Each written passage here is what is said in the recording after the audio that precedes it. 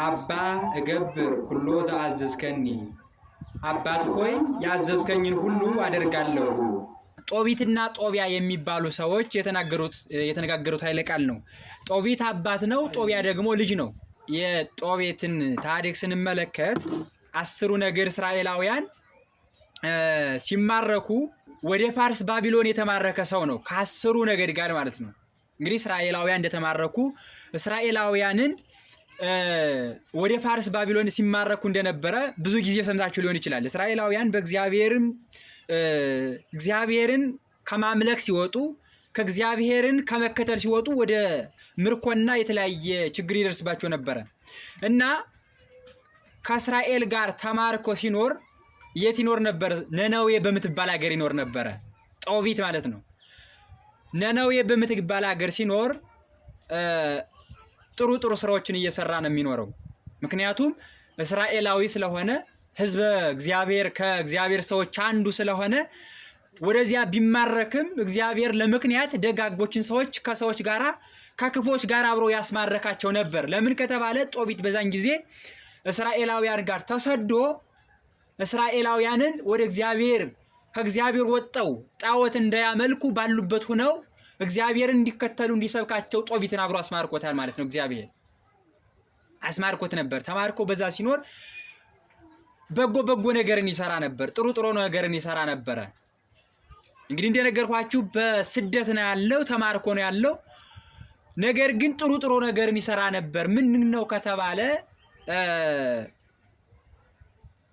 ፋርስ ባቢሎን ከወረደ በኋላ በዚሁ ሀገር እስራኤላውያን ይገደሉ ነበር። እስራኤላውያን ሲገደሉ ምንድነው ያደርገው የነበረ? ንጉሱ ሳያውቅ ንጉሱ ሳይሰማ የሞቱትን ሰዎች እያነሳ ይቀብር ነበር። ንጉሱ አይሰማም፣ ንጉሱ አያይም። ነገር ግን በስውር ማታ የሞቱትን ሰዎች መቃብር እየቆፈረ ይቀብር ነበር። ሲቀጥል ደግሞ ምጽዋት ይመጸውት ነበር። ከዚህ በኋላ ንጉሱ የማረካቸው ንጉስ ስልምናሶር ይባላል። እስራኤልን 10ሩን ነገድ የማረካቸው ንጉስ ስልምናሶር ይባላል እና ስልምናሶር ሙቶ ልጁ ተተካ። ልጁ ሲተካ ሰማ። ምንድነው? ልጁ ሰውን ይገድላል፣ ሰውን ያጠፋል። እስራኤላውያንን ብዙ ስቃይ እያደረሰ ሲያጠፋቸው ማታ እየተደበቀ ሲቀብር አይ ጦቢት የሚባል ሰው አንተ የምትገላቸውን ሰዎች እየቀበረ ነው ብለው ነገሩት። በዚህ ጊዜ ከሚኖርበት ሀገር ወደ ሌላ ሀገር እንዲሸሽ ተነገረው። ስልጣን ነበረው። እስራኤላውያንን እያስተማረ እንደ ካህን ሆኖ እንደ ነብይም ሆኖ እስራኤላውያን ያስተምር ነበረ። እንዳያስተምር ተከለከለ። አባትየው ሹሞት ነበረ። ስልምናሶር በወገኖቹ ላይ እንዲያስተምራቸው እንዲገስጻቸው ሹሞት ነበረ። እንዲገዛቸው ማለት ነው። በመስፍንነት ሹሞት ነበረ። ነገር ግን ከዚህ ሁላ ሹመት ሻረና ወደ ሌላ ቦታ ላከው። በዚህ ጊዜ የሚበላው አጣ፣ ተቸገረ፣ በጣም ተቸገረ። ሚስቱ አለች፣ ልጁ አለ፣ በጣም ተቸገረ። እንግዲህ ችግር ይገባናል። ያለው በስደት ነው፣ ከሀገሩ ላይ አይደለም የሚኖረው፣ በስደት ነው እና እንደዚህ ሁሉ ችግር ሲደርስበት ምን ነበረ ገና ከነበረበት ሀገር ወይም ደግሞ እስራኤላውያንን በመስፍንነት ሲገዛ በነበረ ሰዓት ያጠራቀመው ገንዘብ ነበረና ያን ገንዘብ ለችግር ጊዜ ይሆነኛል ብሎ ገባኤል ከሚባል ሰው አስጠግቶት ነበረ። 10 መክሊት ወርቅ አስጠግቶ ነበር ይላል። 10 መክሊት ወርቅ አስጠግቶ ነበረ እና ይህ ችግር ሲመጣበት ምን ማድረግ ነበረበት? ያን ያስጠጋውን ገንዘብ ወደ እርሱ ማምጣት ነበረበት። ምክንያቱም ለችግሩ መቅረፊያ ሊሆነው ማለት ነው። ችግሩ ሊቀርፍበት ያን ገንዘብ ማምጣት ነበረበትኝ። እዚህ በኋላ ምን አደረገ? ልጁ ጦቢያ ይባላል ብያችኋለሁ። ልጁን አስጠራና ምን አለው? እንግዲህ እኛ ከነበርንበት ቦታ ወደ ሌላ ቦታ ሸሽተናል። አሁንም ምዕራብ ችግር ደርሶብናል። ስለዚህ ወደ ራጌስ ወደሚባል ሀገር ገባኤል የሚባል ሰው ወዳጅ አለ፣ ከእርሱ ጠገብ ሄደህ ያስጠጋሁት 10 መክሊት ወርቅ አለና አምጣው ይለዋል። ልጁ እንዲያድግበት ለወደፊት እግዚአብሔር በሰጠው እግዚአብሔር በረዳው በእግዚአብሔር ረድኤት ስለሚኖር በዚያ ትዳር መስርቶ ወይም ደግሞ የሆነ ነገር እየሰራ እንዲኖር ነው የፈለገው እንጂ ለሰውየው አይደለም። እና ሄድ አምጣው አለው። ብዙ ነገር ገስጾታል። በዚህ ጊዜ ምን አለ? አባት ሆይ ያዘዝከኝን ሁሉ አደርጋለሁ አለ። ያዘዝከኝን ሁሉ አደርጋለሁ። እንግዲህ ኃይለ ቃላችን ይሄ ነው። እንግዲህ መጽሐፈ ጦቢት ምዕራፍ 5 ከቁጥር 1 ላይ ብያችኋለሁ። የጦቢት መጽሐፍ ስንት ነው ከተባለ 14 ምዕራፍ ነው። 14 ምዕራፍ ነው። 14ቱን ምዕራፍ ብትመለከቱት እዚህ ላላችሁት በሙሉ መጽሐፍ ቅዱስ ካላችሁ መጽሐፍ ቅዱስን የመመልከት ልማድ ካላችሁ ብዙ ትምህርት ታገኙበታላችሁ።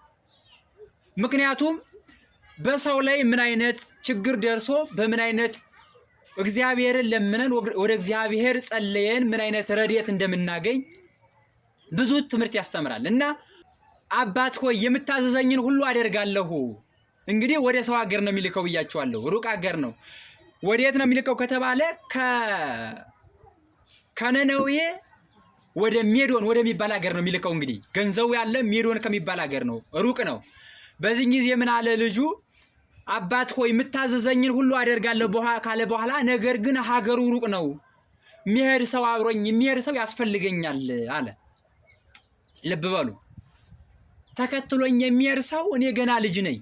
ልጅ ስለሆንኩ ሀገሩም ሩቅ ነው።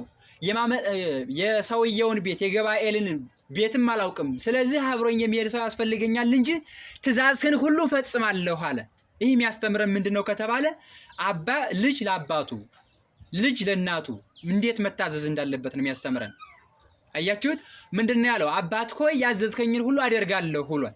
ዛሬ እርሱ በዛን ጊዜ ይናገረው እንጂ መጻሕፍት የሚናገሩት ምንድነው ከተባለ ወደፊትና ወደ ኋላ ያለውን ማለት በፊት እነርሱ የነበሩበትንና እኛ ደግሞ እስከ ዕለተ ምጽአት ባለንበት ዘመን ተገስጸንና ተመክረንበት ልንኖር መጽሐፍ ቅዱስ ተነግሮልናል ማለት ነው። መጽሐፍ ቅዱስ በአንድ ቀን ብቻ ተነግሮ የቆመ አይደለም። ስትመለከቷቸው ትንቢት ያለበት፣ ምክር ያለበት፣ ተግሳጽ ያለበት ነው መጽሐፍ ቅዱስ። ይህን ስንመለከተው ልጅ ለአባቱና ለእናቱ መታዘዝ ምን አይነት ትእዛዝ ይታዘዛል? አሁን ያለንበት ዘመንስ ምንድን ነው? አባቱ ቢያዘዘው ይህን ሁሉ አደርጋለሁ ይላል ወይ? ቅዱስ ጳውሎስ ወደ ኤፌሶን ሰዎች በላከበት መልእክቱ ምዕራፍ 6 ከቁጥር 1 ላይ ጀምራችሁ ስትመለከቱ ደቂቅኒ ታዘዙ ለአበዊክሙ፣ እነሆ ልጆች ለአባቶቻችሁ ታዘዙ ይላል ቅዱስ ጳውሎስ። ለአባቶቻችሁ ታዘዙ ካለ በኋላ ምን አለ? ካማ ይኩን ለክሙ ሰናየ፣ እነሆ አኗኗራችሁ መልካም ይሆን ዘንድ ለአባቶቻችሁና ለእናቶቻችሁ ታዘዙ ይላል። ካማ ይኑህ መዋዕሊክሙ፣ እነሆ እድሜያችሁ ይረዝም ዘንድ። አያችሁ፣ ለእናት አባት መታዘዝ እድሜን ያስረዝማል ማለት ነው። ጦቢት የጦቢ አባት ነው ብያችኋለሁ። ጦቢት ከነበረበት እድሜ ይልቅ ጦቢያ ልጅ የነበረበት እድሜ የቆየው እድሜ ብዙ ነው። ስንት ዓመት ቆይቷል ከተባለ 125 ዓመት ቆይቶ ነው የሞተው። ቤተሰቦች በልጆቻቸው ጫና ካደረጉ ደግሞ ወደ ሌላ ቦታ ስለሚገቡ ምን አለ ደግሞ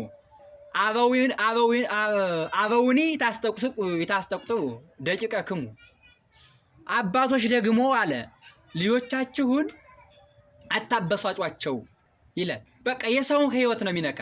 አባቶችም ወይም ደግሞ ቤተሰቦችም ልጆቻችሁን አታስቆጡ፣ እንዲቆረጡ፣ እንዲታሰሩ፣ እንዲገረፉ አታደርጓቸው ይላል ቅዱስ ጳውሎስ።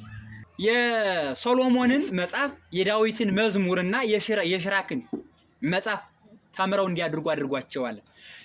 እኒህ ሶስቶች የሚናገሩት ምንድነው ከተባለ ስለ ልጅ አስተዳደግ፣ ልጆች እንዴት በምን አይነት ምክር እንዲያድጉ፣ ምን አይነት አስተዳደግ እንዳላቸው አመስጥረው የሚናገሩ መጽሐፍ ስለሆኑ ሶስቱ ማን ያልኳቸው መዝሙረ ዳዊት፣ ሲራክና ሶሎሞን። እውነት ለመናገር እኒን ማስተማር ይገባል። ይህን የተናገረው ደግሞ ቅዱስ ጳውሎስ ነው። እና ጦቢያ ምን አለ? ያዘዝከኝን ሁሉ አደርጋለሁ አለ። ያዘዘኝን ሁሉ አደርጋለሁ። አሁን በዚህ ሰዓት አባቱን መልካም ነገር ታዝዞ ወደ መልካም ነገር እንዲሸጋገር እድሜው እንዲረዝም ወደፊትም ደግሞ ጥሩ ነገር እንዲያገኘው እርሱ የሚወልደው ልጅ መልካም ሰው እንዲሆን እናት አባቱን በመልካም አተዛዘዝ የሚታዘዝ ሰው አለ የለም ነው ጥያቄው ማለት ነው። የለም። አባት ሆይ ሁሉን ነገር የምታዘኝን ሁሉ አደርጋለሁ ካለ በኋላ ነገር ግን ወደሚሄድበት ሀገር አብሮኝ የሚሄድ የለም ሲል ምን አለ? እኔ ባለ ዘመኔ ሁሉ ከምታመጠው ገንዘብ እከፍለዋለሁና አብሮህ የሚሄድ ሰው ፈልጋለሁ። እዚህ ላይ ነው እንግዲህ የምትመለከቱት ማለት ነው። አብሮህ የሚሄድ ሰው ፈልጋለሁ። ከዚህ በኋላ ጦቢያ አብሮት የሚሄደውን ሰው ለመፈለግ ወጣ ይላል። ሲሄድ ማንን አገኘው? ሩፋኤል መልአኩን አገኘው። በምን አምሳል? በሰው አምሳል። አያችሁት? መልአክ ረቂቅ ነው። አይጨበጥም፣ አይዳሰስም፣ አይታጅም። እንግዲህ የኛ ነፍስ አለች። ነፍሳችን ረቂቅ ናት፣ አትታይም። በማናውቀው ማለት የማናውቃት ነፍሳችንን በምናውቀው ስጋችን ተሸክመናት እንኖራለን። አናውቃትም። ነፍሳችን እንዴት እንደሆነች አናውቅም። ነገር ግን ስራ ስታሰራን ብቻ ነው በግብሯ ብቻ የምናውቃት። ምን ስንናገር የተናገርነውም ደግሞ ልብ ስናደርግ ህይወታችን በዚህ ብቻ የምናውቃት። ከነፍሳችን ይልቅ መላእክት ይረቃሉ። ከህሊናችን ይልቅ ህሊናችን ረቂቅ ነው። ከህሊናችን ይልቅ ደግሞ አሁን መላእክት ይረቃሉ፣ ረቂቅ ናቸው። ነገር ግን ጦቢያ በሚረዳው አምሳል በሰው አምሳል ማን ተገለጸለት? ሩፋኤል ተገለጸለት። በዚህ ጊዜ ወንድሜ ሆይ አለው። ደግሞ ወንድሜ ነው የሚለው። ወንድሜ ሆይ ገንዘብ ማመጣ ሄዳለሁና እንዴው በገንዘብ ገዝቼ ወደ አባቴ ወስጄ ከዛም በኋላ ገንዘብን እከፍላለሁና አብሬ ተዳለህ ወይ ይለዋል። ምን አለው? ገባኤል የምትለውንም ገንዘቡ ያለበትንም ሀገሩንም አውቀዋለሁ አብሬ ሄዳለሁ አለው። ምንድነው ብያችኋለሁ? ረድኤተ እግዚአብሔር እንዴት እንደሆነ ነው ያልኳችሁ። ረድኤተ እግዚአብሔር በምን አይነት መልኩ እንዲሰጥ እንደነበረ በምን አይነት መልኩ እንደሚሰጠን ነው ነገራችሁ። እና አብሬ ሄዳለሁ ሲለው ተደሰተና እንዲያ ከሆነ ከዚህ አካባቢ ቆይ አባቴን ረዳት አግኝቻለሁ ብዬ ልንገረው ብሎ ጦቢያ ወደ አባቱ ወደ ጦቢት ሄደ። ረዳት አብሮይ ወደ ገባኤል የሚሄድ ሰው አግኝቻለሁ አለው። አግኝቻለሁ ሲለው አይ ዘሩ ከማን እንደሆነ ምን እንደሆነ ላጣራው ስለምፈልግ ከኔ ጠገብና በለው አለው። ደግሞ አስቡት እንግዲህ መልአክ ነው ብያቸዋለሁ። ዘሩ ምን እንደሆነ የማን ዘር እንደሆነ ምን እንደሆነ ማጣራት ስለምፈልግ ከኔ ጠገብ ይምጣና ከዛም በኋላ ትሄዳላችሁ ካለ በኋላ አባቴና ይልሃል አለው። ተመልሶ ሄዶ መልአኩ ለረድኤት ነው የቀረበው።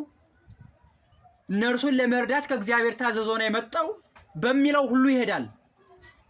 በሚለው ሁሉ ከዚህ በኋላ ሄደ። መልአኩ ሄደና ምን አለው? ጦቢት ወንድሜ ሆይ የመጣህበትስ የት ነው? ዘርህስ ከማን ነው አለው። እንዲህ ሲለው መልአኩ ምን አለ?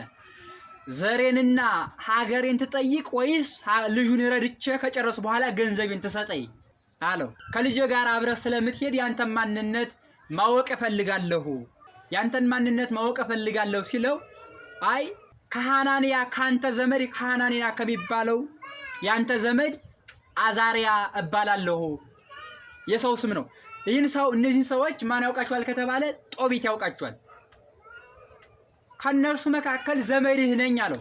ከዚህ በኋላ ልክ እንደ ዘመዶችህ እነከሌ ደህና ናቸው ወይ እያለ ብዙ ጥያቄ ከጠየቀው በኋላ አብሮት እንዲሄድ በመጨረሻ ገንዘብም ሰጥቶ ያን ገንዘብ ካመጡ በኋላ ገንዘቡን ከፍሎ እንደሚሰጠውም ከነገረው በኋላ ወደ ገባኤል ላካቸው ይላል። ሁለቱም ሄዱ። እንግዲህ ከቤት ያሉ ማንና ማን ናቸው ከተባለ ሁለት ናቸው። ባልና ሚስት ሐናና ጦቢት ብቻ ቀሩ። ጦቢያ የመጀመሪያ ልጅ ለአባቱ አንድ ነው። የሚገርማችሁ ማለት ነው አንድ ነው እና በጣም ይሳሳለት ነበር ለልጁ ማለት ነው። ጤግሮስ ከሚባል ወንዝ አጠገብ ደረሱ ይላል። ይህ ሲደረግ ግን የጦቢያ አባት አይነ ስውር ነበረ። አይኑ ተሰውሮ ነበረ እና ከዚህ ወንዝ ሲደርሱ ጦቢያ ውሃውን ለመሻገር ገባ ይላል። ሲገባ አሳ ከውሃው ላይ ይወጣ ነበርና መልአኩ አሳውን ያዘው አለው። እንግዲህ መልአክ ነው። መልአኩ አሳውን ያዘው ሲለው አሳውን ያዘውና ወንድሜ ሆይ ይህን አሳ የምዘው ለምንድን ነው አለው። እንግዲህ ጦቢት አይነ ስውር ነበረ ብያቸዋለሁ። ለምን ይዘዋለሁ ሲለው በራሩ ሐሞቱና ጉበቱ አይኑን ብትቀባው አይኑን ብትኩለው አይኑን የታመመ ሰው ይድናል አለው። አይኑን የታመመ ሰው ይድናል። ጉበቱ ደግሞ ጋኔን ያለበትን ሰው አሁንም ደግሞ ጉበቱን ብታጤሰው ጋኔን ያለበት ሰው ጋኔን ያስለቅቃል ብሎ ሁለት ነገሮችን ነገረው። እንግዲህ ወደፊት ብዙ የሚደረግ ታሪክ አለና እኒህ ሁለቱን ነገሮች ከነገረው በኋላ አርዱ አወራርዱ ጉበቱንም ሐሞቱንም ያዘና ሁለቱም መንገድ ቀጠሉ ይላል። መንገድ ቀጠሉ። ረድኤተ እግዚአብሔር አብሯቸው አለ፣ መልአኩ አብሮ አለ። ሁለቱም መንገድ ሲቀጥሉ ምንድነው ከተባለ መሸባቸውና መልአኩ በርቀቱ ስለሚያውቅ ከእግዚአብሔር ተልኮ ስለመጣ ምን አለ? ራጉኤል የሚባል ሰው አለና ወደሱ ቤት ሄደን እንጠጋ፣ ይኸውም ሳራ የምትባል ልጅ አለችው አለው። አስቡት፣ ሳራ የምትባል ልጅ አለችው። እቺ ሳራ የምትባል ልጅ ምንድነው ከተባለ 7 ባሎችን አግብታ 7ቱን ሁሉ የፈጀች የገደለች ናት። እንዴት ነው ከተባለ በእርሷ ባሎቿን እየገደለ የሚያሰቃያት ጋኔን አድሮ ባሎቿን ካገባች በኋላ ጫጉላ የሚባል አለ። ከዚያ ሲገቡ ሁለቱም እየሞቱ ይወጣሉና 7ቱ ሁሉ ሙተው ነበረ። ያውም ሳራ የምትባል ልጅ አለችውና ወደዚያ እንሂድ አለው። ከዚህ በኋላ ሁለቱም ወደ የት ሄዱ ከተባለ ወደ ራጉኤል ቤት ሄዱ። ከሄዱ በኋላ ራጉኤልን ቤተሰብ እንደሆኑ ዘመድ እንደሆኑ ከየት እንደመጡ ነገራቸው። ራጉኤልም የሚኖረው ምንድነው ከተባለ ተማርኮ በምርኮ በሜዶን ይኖር ሰው ስለነበረ የእስራኤል ወገኖች መሆናቸውን ነገሩት። ከዚህ በኋላ በሰላምታ ተቀብሎ ከቤቱ ከመገባቸው ካበላቸው ካጠጣቸው በኋላ ልጁን ለጦቢያ እንዲሰጥ ጠየቀውና ጦቢያ የሚባለው ከመላኩ ጋር የሄደው ሰው ግን ምን አለ? እቺ ሴት እኮ 7 ወንዶችን የፈጀች ናት። እኔን ደግሞ ትግደለይ ብለህ ነው? አይሆንም፣ ምን ያላገባትም አለ። አይ ይሄማ ፈቃደ እግዚአብሔር ስለሆነ ማግባት አለብህ፣ እርሷን ማግባት አለብህ ብሎ ከጠየቀው በኋላ ምንድነው ብዙ ነገር ካደረገ ከተነጋገሩ በኋላ ልጅቱን እንዲያገባት አሳመነው መልአኩ ማለት ነው። ቅድም እንደነገርኳችሁ እግዚአብሔር በሰዎች አድሮና በሰዎች እያደረ የሚሰራው ስራ ብዙ ነው እስካሁን ድረስ ማለት ነው። የእግዚአብሔር ረድኤት በነገራችን ላይ ለሁሉም ለኃጥኡም ለጻድቁም ትሰጣለች። የእግዚአብሔር ረድኤት ማለት ነው። ምንድነው ከተባለ የእግዚአብሔር ረድኤት ለኃጥኡም ለጻድቁም ትሰጣለች ማለት ኃጥኡ የሚሰራው በይፈጸምለትም፣ ነገር ግን ረድኤት እግዚአብሔር ይጠብቀዋል። አሁን ለምሳሌ ፀሐይ በውሃ ላይ ቢያርፍ ውሃውን እንደማያሞቀው ሁሉ የእግዚአብሔር ረድኤትን በኃጥኡ ላይ ልክ እንደዚህ ነው። ስራው ግን አይቀየርለትም። የጻድቅ ሰው የመልካም ሰው ስራው መልካም የሆነ ሰው ግን የሚሰራው ስራ ሁሉ እየተባረከለት መልካም ይሆንለታል ማለት ነውና እንዲህ ስለሆነ ከቤት ከገቡ በኋላ ልጅቱን እንዲያገባት አሳመነውና ጦቢያ ፈርቷል። ነገር ግን ረድኤተ እግዚአብሔር ነው ሲለው ካሳመነው በኋላ ምንድነው 14 ቀን ድግስ ደገሱ ይላል። እንግዲህ ገንዘብ ለማምጣት ነበር ሄደው የነበረ።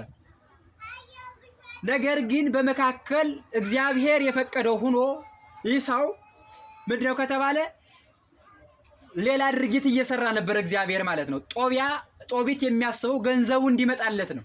ነገር ግን እግዚአብሔር እስከ ገንዘቡና እስከ ልጁም ደግሞ አግብቶ እንዲመለስ የእግዚአብሔር ፈቃድ ስለነበረ ማለት ነው እና ይችን ሴት አገባት። እስከ 7 ቀን ድረስ ድግስ ደገሱ፣ ሰርግ አደረጉ ይላል። ሰርግ አደረጉ። እንግዲህ እንደነገርኳችሁ እቺ ሴት 7 ወንዶችን የገደለች ናት ብያችኋለሁ። ቤተሰቡ በሙሉ ተረብሿል። አሁንም ደግሞ ይህ ሰው ይሞታል እያለ አባቷ እየተጨነቀ ነው። ከዚህ በኋላ እንደምታውቁት ጫጉላ የሚባል አለ። ወደዚያ ገቡ። ጦቢያ ከዚያ ሆኖ ምን አሰበ? መልአኩ ከመንገድ ጀምሮ የነገረውንና የዛ የአሳው ጉበት ሰይጣንን እንደሚያባርር ነግሮት ነበረ። ያን አሰበ ይላል። ያን አሰበ ያን ልብ አደረገ ይላል። አንዳንዴ ልብ ማድረግ መልካም ነውና ያን አሰበና ስራውን ጀመረ። ምንድነው ከተባለ ማጤስ ጀመረ ይላል። መጀመሪያ ግን ምን አለ? ልጅቱን ምን አላት? ጸሎትን ጸልይ። አንደኛ በምኝታ ሰዓት ጸሎት እንዲጸለይ ጸሎት ማድረግ እንዲገባ የሚያስተምረን ይሄ ነው። ማንበብ ትችላላችሁ። እንደነገርኳችሁ ምን አላት? ጸሎትን ጸልይ፣ ወደ እግዚአብሔር ጸሎት እናድርግ ብለው ብዙ ጸሎት ጸልየዋል። ሁለቶችም ማለት ነው። እግዚአብሔር እርሷም ያደረባት ሰይጣን እንዲርቅ እሱም ደግሞ ከእርሷ በእርሷ ላይ ያደረው ሰይጣን እንዲርቅ ሁለቶችም ጸሎት ጸለዩ። በዚህ ጊዜ አባትየው ምን አለ? የልጅቷ አባት ምን አለ? አይ ዛሬም ደግሞ የሰው መሞቱ አይቀርምና መቃብር ልቆፍር ብሎ በስተጓሩ መቃብር ይቆፍር ነበረ። አስቡት። ምክንያቱም ሰባቱ ሁሉ ሙተው ስለነበረ ይህ ሰውም ዛሬ መሞቱ አይቀርምና ብሎ በስተጓሩ መቃብር ይቆፍር ነበረ አሉ። መቃብር ይቆፍር ነበረ።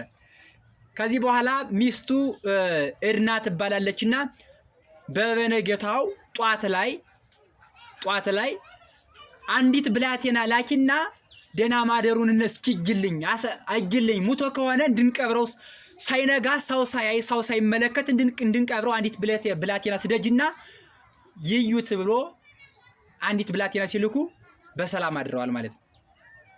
በሰላም አድረዋል። የእግዚአብሔርን ረድኤት መመልከት ነው። 7 አጋንንት ባሎቿን ሁሉ ጨርሶባት የነበረች ሳራ ስታለቅስ በሰዎች ስትሰደብ የነበረች ሴት ናት። የሚገርማቸው እንዲሁና ስትኖር የቤተሰቦቿ ገረዶች ወይም ደግሞ ረዳቶች የሚባሉ አሉ እና እነሱ ምን ይሏት ነበረ? 7 ባል ሁሉ አግብተሻል፣ ነገር ግን 7ቶች ሁሉ ሙተዋል። ምን ነው ወደ 7ቱ ሁሉ አብረሽ ብትሄጂ ይሏት ነበር። የሚገርማችሁ ማለት ነው። ወደ 7ቱ ሁሉ አብረሽ ሂጂ፣ ካንቺ ሴትም ሆነ ወንድ ልጅ ማየት አንፈልግም እያሉ ይሳለቁባት ነበር። በዚህ ጊዜ በጣም ታመረ ነበር። እግዚአብሔርን እንዲህ ከመባል አድነኝ፣ እንዲህ ከመባለው በቃ ብሞት ይሻለኛል። በዚህ ምድር ስኖር ተሰድጄ ነው የመጣሁት ትል ነበረ። ምን ትል ነበር መሰላችሁ? ወደዚህ ምድር የመጣሁት ተሰድጄ ነው፣ በስደት ነው። ነገር ግን በስደት ስኖር ባንተ ፊት ክፉ ነገር አላደረኩም። ይህ ክፉ ነገር ምንድነው ከተባለ በዝሙት አለች። በዝሙት የአባቴን ስምና የኔን ስም አላስጠራሁም። አያችሁ፣ በዝሙት የአባቴን ስምና የኔን ስም አላስጠራሁም እያለች ወደ እግዚአብሔር ትጸልይ ነበር። የአባቴን ስምና የኔን ስም ዛሬ በበጎ ስራ ሳይሆን በክፉ ስራ የአባቱን ስምና የእናቱን ስም ማስጠራ የለም አለ። በንጽህና ኑሬያለሁ፣ በንጽህና ቆይቻለሁ። ነገር ግን ሰዎች እየዘበቱብኝ ነው፣ ከሚዘብቱብኝ ብትወስደኝ ይሻላል እያለች ትጸልይ ነበርና እግዚአብሔር ሁሉ ጸሎት ሰምቶ ነው መልአኩን ወደ እርሷ የላከላት ማለት ነው።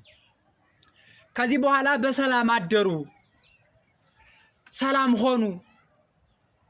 ይህ ጋኔንም መልአኩ እንደነገረው የያዘውን ጢስ ሲያጤስበት የያዘውን ጉበቱን ሲያጤስበት እግዚአብሔር በቸርነቱ እንደ ጢስ በኖ እንደ ጉም ታኖ ጠፋ ይላል። ከሴትየዋ ማለት ነው። ከዚህ በኋላ ይህ ሁሉ ነገር ከተደረገ በኋላ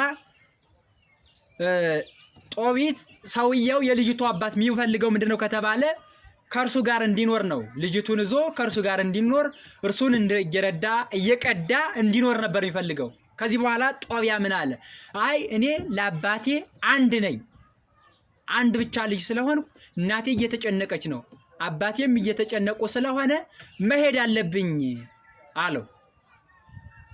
ልጅ ማለት እንደዚህ ነው፣ መሄድ አለብኝ፣ ለአባቱም ለእናቱም የሚያስብ ማለት ነው።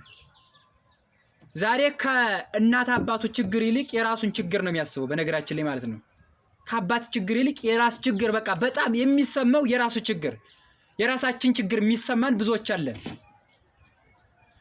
አባት እንዴት ነው ይውላል፣ እንዴት ነው ያድራል፣ በአባታችንና በእናታችን ውስጥ ምን አይነት ሐሳብ ያለ፣ ስለኛ ምን አይነት ችግራችን ሊቀረፍ ዘንድ ምን አይነት ሐሳብ ያስቡልናል ብለን አናስብ።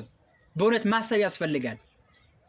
እና ይህን ሁሉ ካሰበ በኋላ እንዲያ ከሆነ በመልካም አሸኛኘት እሸኛችኋለሁ አለና ገንዘቡን ይዘው እንዲሄዱ መልአኩም አለ። ገንዘቡንም ይዘው ወደ ማን ሄዱ? ወደ ጦቢት ተመለሱ ማለት ነው። በሰላም ወደ ጦቢት ተመለሱ። አስቡት። እኔ ይሄን የምነግራችሁ ጥርጥር አድርጌ ነው፣ ምክንያቱም ሰዓት ስለሌለ። ወደ ጦቢት ተመለሱ። ልጁ ጦቢት ልጅ ሚስት አግብቶ ይመለሳል ሳይል ሚስት አግብቶ በእግዚአብሔር ቸርነት ገንዘቡንም ይዞ ወደ ማን ተመለሰ? ወደ አባቱ ተመለሰ። አባትየው አይነ ስውር ነው ብያቸዋለሁ። አይነ ስውር ነበር። ሐሞቱ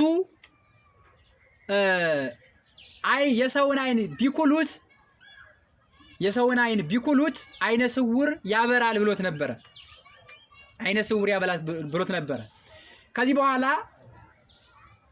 ሲደርሱ ገና ከመንገድ ሲደርሱ አስቀድሞ ሄዶ ጦቢት ልጁ የአባቱን አይን ሰላም እያለ ቀባው ይላል። አንገቱን አቅፎ ቀባው። በዚህ ጊዜ ከአይኑ ልክ እንደ ቅርፍት እየተቀረፋ ወደቀለት ይላል። ከዚህ በኋላ ልጁንም አየ፣ የአይኑ ብርሃን ተመለሰለት። አስቡት። ረድኤተ እግዚአብሔር ማለት ይሄ ነው። ቅድም እንደነገርኳችሁ የእግዚአብሔር ረድኤት በእኛ ላይ ምን አይነት እንደሆነ የእግዚአብሔር ረድኤት አሁን ብዙ ጊዜ በእኛ በሐሳባችን የእግዚአብሔር ረድኤት የለም ልንል እንችላለን። የእግዚአብሔር ረድኤት አለ። ሁሌም የእግዚአብሔር ረድኤት አለ። እግዚአብሔር ይረዳናል። ረድኤተ እግዚአብሔር እስከ ዕለተ ምጽአት ድረስ የማትለይ በሰው አይን የማትታይ እግዚአብሔር እርሱ ብቻ የሚያውቃት የእግዚአብሔር ረድኤት ብዙ ነው። ብቻ በአይናችን የምናየው የሆነ ነገር ቁስ ነገር ብቻ ስለተደረገልን አይደለም እኛ እግዚአብሔር ይረዳናል ምንለው። ዝናቡ መዝነቡ፣ ብርሃንና ሌሊት መፈራረቁ የእግዚአብሔር ረድኤት ነው። የሚገርማችሁ ማለት ነው። ብቻ ከሆነ ችግር ስለዳርነ ከሆነ ከህመማችን ብቻ ስለተፈወስን አይደለም የእግዚአብሔር ረድኤት ያለው። የእግዚአብሔር ረድኤት እስከ ምጽአት ድረስ የምትደረግ በአባቶች በካህናት በአባቶች በመምህራን እየተሰጠች የምትኖር ረድኤተ እግዚአብሔር አለን እና እኒህ ሰዎች በእግዚአብሔር ረድኤት ሁሉ ነገር ተደረገ ማለት ነው። ከዚህ በኋላ መልአኩ የታዘዘውንና የተገዛበትንም ጨረሰ ማለት ነው መልአኩ።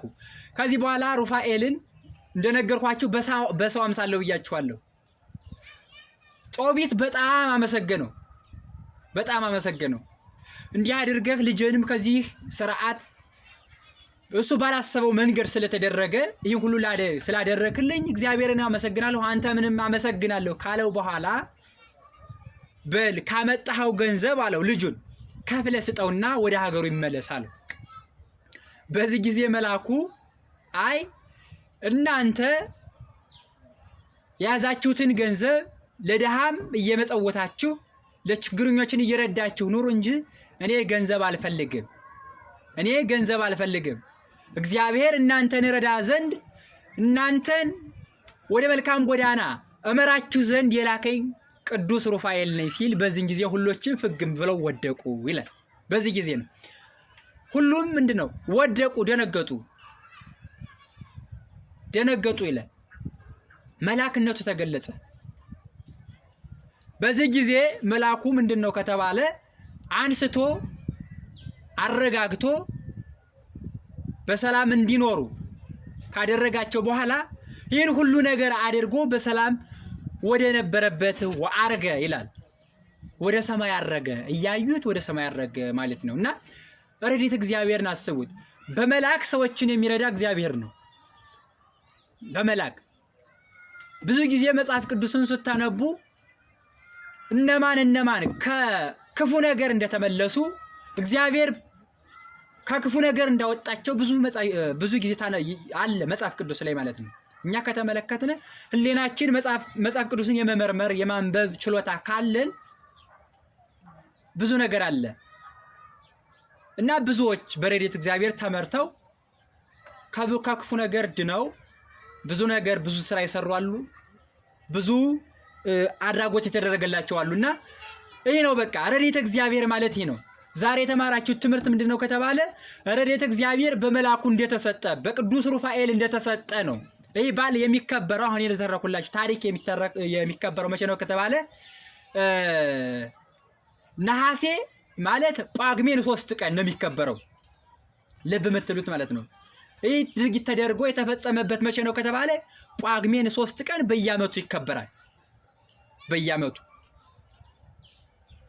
አሁን እዚህ መጣችሁ፣ እዚህ ቦታ መጣችሁ፣ ከዚህ ቤተክርስቲያን መጣችሁ፣ ስብከት ተሰብካችሁ ስትሄዱ፣ ተምራችሁ ስትሄዱ አንድ ነገር ይዛችሁ መሄድ አለባችሁ። ምክንያቱም ዓላማ ስለሆነ ማለት ነው።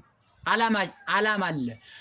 እዚህ የምትመጡት ለዓላማ ነው። ተሰብካችሁ ተምራችሁ በነፍሳችሁም በስጋችሁም መልካም ነገር ይዛችሁ እንድትሄዱ ነው እዚህ ቦታ የመጣችሁት ማለት ነው። ያለ ዓላማ ወደዚህ አትምጡ። ወደዚህ የምትመጡበት አንድ ዓላማ መኖር አለበት። ዝም ብላችሁ መጓዝ አይደለም። ወደ ቤተክርስቲያን ስትመጡ ብቻ ደርሰን ተሳልመን እንመለስ ማለት ብቻ አይደለም። ተሰብከን አንድ ቃል ይዘን እንመለሳለን። አሁን እዚህ ላይ እንዳየሁት ወረቀት ያዘ ወይም እስክሪብቶ ያዘ የለም።